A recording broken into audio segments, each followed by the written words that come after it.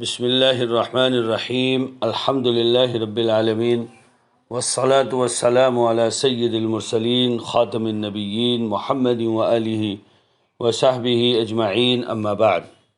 معزز شرکائے علمہ البیان، موضوع ہے خیبر میں معجزات نبوی صلی اللہ علیہ وسلم۔ حضرات، یوں تو قدم بقدم حضرت صلی اللہ علیہ وسلم کے معجزات ظاہر ہوتے تھے۔ حضرات صاحب کرام ان سے لطف اندوز ہوتے ہی رہتے تھے۔ آج ہم اور آپ کتابوں میں پڑھ کر اپنے ایمان کو تازہ کرتے رہتے ہیں۔ حضرات، خیبر کے معجزات کچھ بہت اپیل کرنے والے ہیں، اس لیے بندے نے آج خاص طور سے انہیں اپنا موضوع بنایا ہے۔ ان معجزات کے بیچ آج کچھ خاص باتیں بھی آ رہی ہیں، مثلاً بیماریوں، خاص طور سے سحر اور زہر سے نجات کے لیے پچھنا لگوانے کا ذکر۔ پچھنا ہمارے بچپنے میں بھی اس کا رواج تھا، مگر گزشتہ دنوں اس پر سے توجہ ہٹ گئی تھی۔ شکر ہے کہ آج کل پھر اس کی بازگشت سنی جا رہی ہے، مگر جس طرح اس نبوی علاج کو رواج ملنا چاہیے نہیں ملا۔ حضرات، جس زمانے میں رسول اللہ صلی اللہ علیہ وسلم خیبر پہنچے تھے، اس وقت کھجوریں پوری طرح پکی نہیں تھیں بلکہ ہری تھیں، چنانچہ انہیں کھانے کی وجہ سے اکثر صحابہ بخار میں مبتلا ہو گئے۔ انہوں نے رسول اللہ صلی اللہ علیہ وسلم کے پاس آ کر اس پریشانی کی شکایت کی۔ آپ نے فرمایا، اس کے لیے گھروں میں پانی ٹھنڈا کر لو اور فجر کی دونوں اذانوں کے درمیانی وقفے میں اس پانی پر اللہ کا نام پڑھ کر اسے اپنے اوپر ڈالو۔ چنانچہ صحابہ نے اس ہدایت پر عمل کیا، جس سے ان کا بخار جاتا رہا۔ حضرت سلمہ بن اکوع سے روایت ہے کہ میں خیبر کی جنگ میں زخمی ہو گیا۔ لوگوں میں شور مچ گیا کہ سلمہ زخمی ہو گئے ہیں۔ چنانچہ میں رسول اللہ صلی اللہ علیہ وسلم کے پاس حاضر ہوا۔ آپ نے زخم میں 3 مرتبہ پھونک مار کر دم کیا، جس سے مجھے اسی لمحے آرام ہو گیا۔ اسی غزوے میں یہ واقعہ بھی پیش آیا کہ رسول اللہ صلی اللہ علیہ وسلم کو قضائے حاجت کی ضرورت تھی۔ آپ نے حضرت عبداللہ ابن مسعود سے فرمایا کہ دیکھو کوئی اوٹ یعنی پردے کی جگہ ہے۔ عبداللہ ابن مسعود کہتے ہیں کہ چاروں طرف دیکھا تو مجھے ایک طرف ایک اکیلا درخت نظر آیا۔ میں نے آپ کو بتلایا۔ آپ نے پھر فرمایا کہ دیکھو کوئی اور اوٹ کی چیز ہے۔ میں نے پھر دیکھا تو مجھے اس درخت سے دور ایک دوسرا درخت نظر آیا۔ میں نے آپ کو بتلایا تو آپ نے فرمایا کہ ان دونوں درختوں سے کہو کہ رسول اللہ تمہیں حکم دیتے ہیں کہ تم دونوں ایک جگہ جمع ہو جاؤ۔ چنانچہ میں نے یہی بات درختوں کو خطاب کرتے ہوئے کہہ دی۔ دونوں درخت اسی گھڑی ایک جگہ یعنی قریب قریب ہو گئے۔ حضرت صلی اللہ علیہ وسلم نے ان دونوں کو پردہ بنایا۔ پھر جب آپ وہاں سے ہٹے تو وہ دونوں درخت اپنی اپنی جگہ واپس چلے گئے۔ کتاب امتاع میں حضرت جابر سے روایت ہے کہ ایک مرتبہ ہم رسول اللہ صلی اللہ علیہ وسلم کے ساتھ سفر میں تھے۔ آخر ہم ایک کشادہ وادی میں جا کر فروکش ہوئے۔ حضرت صلی اللہ علیہ وسلم قضائے حاجت کے لیے ایک طرف کو چلے تو میں پیچھے پیچھے پانی کا برتن لے کر چلا۔ حضرت صلی اللہ علیہ وسلم نے ادھر ادھر نظر ڈالی مگر کوئی پردے کی جگہ دکھائی نہ دی۔ اسی وقت وادی کے کنارے پر آپ کی نظر 2 درختوں پہ پڑی۔ آپ ان میں سے ایک درخت کی طرف بڑھے اور اس کی شاخ پکڑ کر اس سے فرمایا کہ اللہ کے حکم سے میرے پیچھے پیچھے آ۔ وہ درخت فوراً ہی آپ کے پیچھے اس طرح رینگنے لگا جیسے اصیل اونٹ اپنے ہانکنے والے کے پیچھے چلتا ہے، یہاں تک کہ آپ دوسرے درخت کے پاس پہنچے۔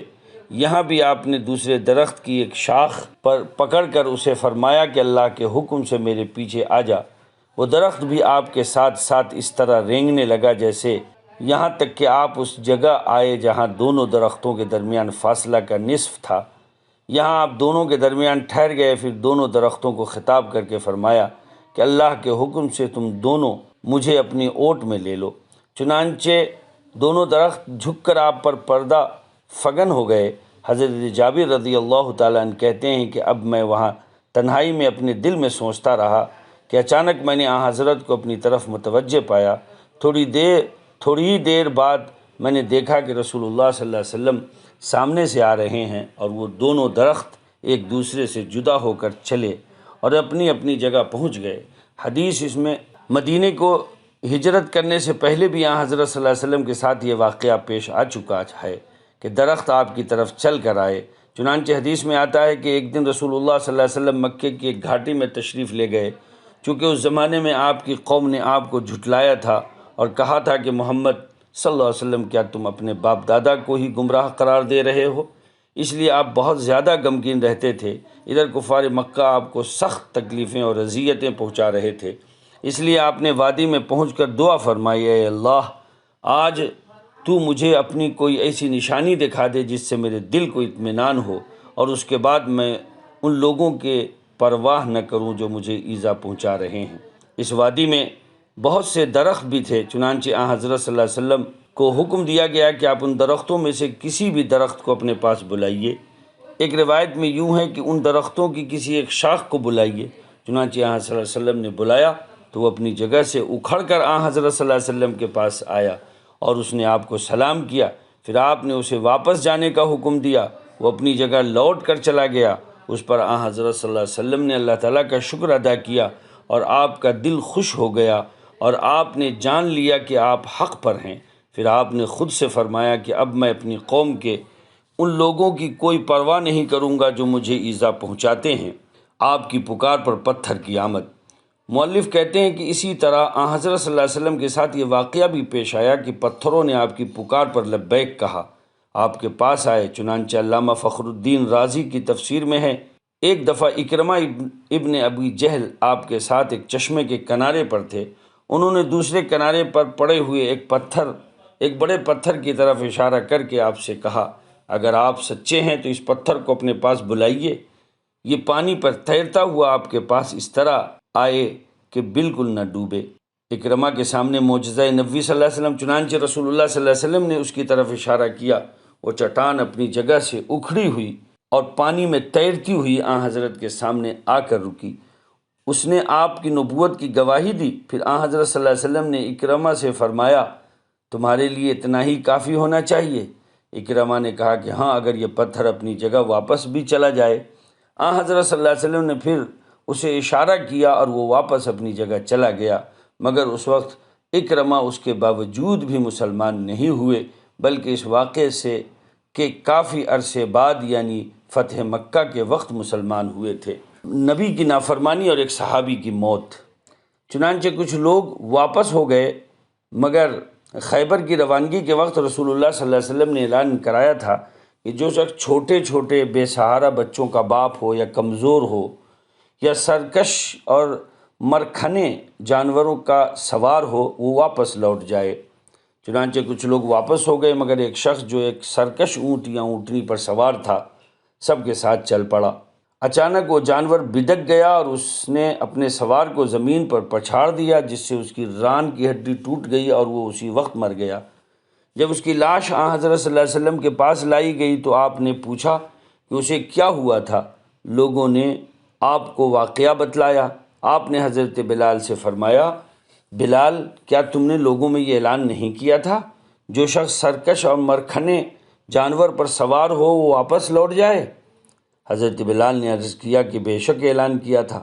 یہ سن کر آن حضرت صلی اللہ علیہ وسلم نے اس مرحوم شخص کی نافرمانی کی وجہ سے اس کی نماز جنازہ پڑھانے سے انکار کر دیا۔ اس کے بعد آپ کے حکم سے حضرت بلال نے لوگوں میں 3 مرتبہ اعلان کیا کہ نافرمان شخص کے لیے جنت حلال نہیں ہوتی۔ اللہ اللہ! ایک چور کی نماز جنازہ سے انکار۔ اسی غزوے میں صحابہ میں سے ایک اور شخص کا انتقال ہو گیا۔ رسول اللہ صلی اللہ علیہ وسلم سے اس کی نماز جنازہ پڑھانے کے لیے عرض کیا گیا تو آپ نے خود اس کی نماز جنازہ پڑھانے سے انکار فرما دیا۔ صحابہ نے سے فرمایا کہ اپنے ساتھی کی نماز تم لوگ خود پڑھ لو۔